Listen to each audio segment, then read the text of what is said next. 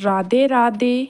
आज मैं आपको रामनवमी पर सुनी जाने वाली कथा का पाठ करवाती हूँ। रामायण और रामचरितमानस हमारे पवित्र ग्रंथ हैं।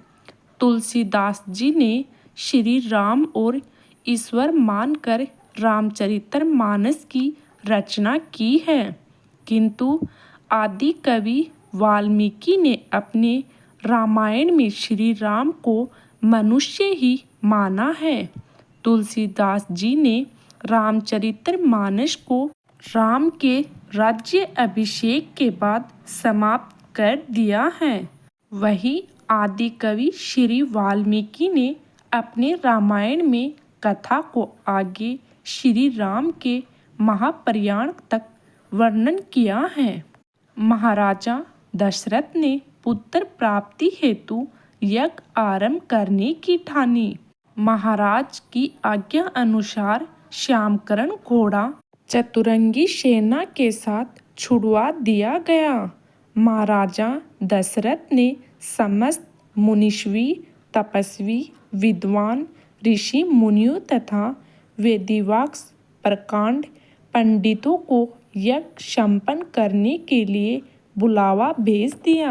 निश्चित समय आने पर समस्त अभ्यागतों के साथ महाराजा दशरथ अपने गुरु वशिष्ठ जी की तथा अपने परम मित्र अंग देश के अधिपति लोकपाद के जामाता तरंग ऋषि को लेकर यज्ञ मंडप में पधारे।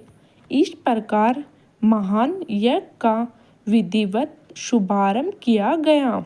संपूर्ण वातावरण वेदों की रचनाओं के उच्च स्वर में पाठ से गूंजने तथा समिधा की सुगंध से महकने लगा। समस्त पंडितों, ब्राह्मणों, ऋषि आदि को यथोचित धन धान्य गो आदि भेंट करके सादर विवाद करने के साथ यज्ञ की समाप्ति हुई। राजा दशरथ ने यज्ञ के प्रसाद चरा खीर को अपने महल में ले जाकर अपनी तीनों रानियों में वितरित कर दिया।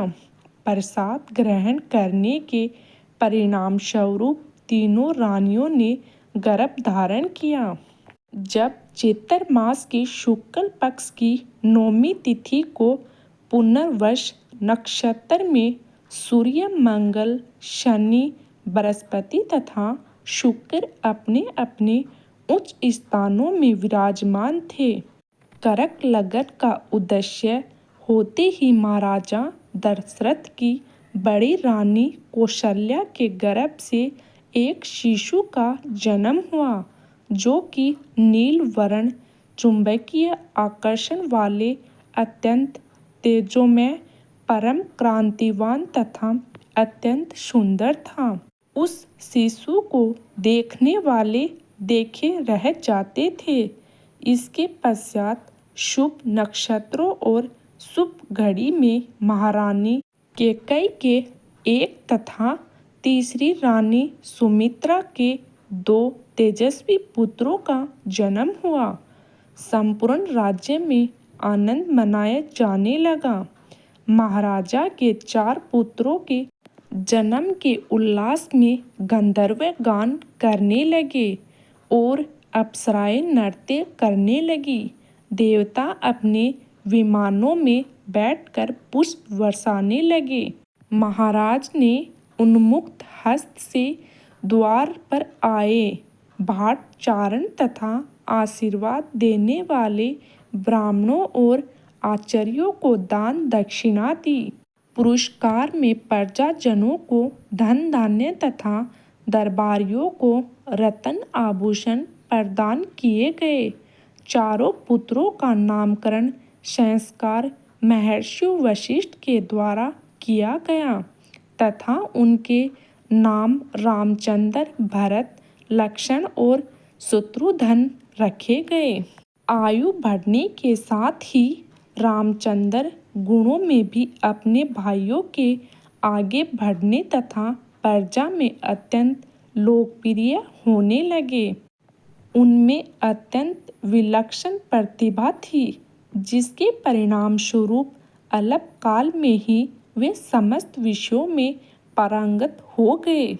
उन्होंने सभी प्रकार के अस्त्र शस्त्रों को चलाने तथा हाथी घोड़े एवं सभी प्रकार के वाहनों की सवारी में उन्हें असाधारणीय निपुणता प्राप्त हो गई। वे निरंतर माता पिता और गुरुजनों की सेवा में लगे रहते थे।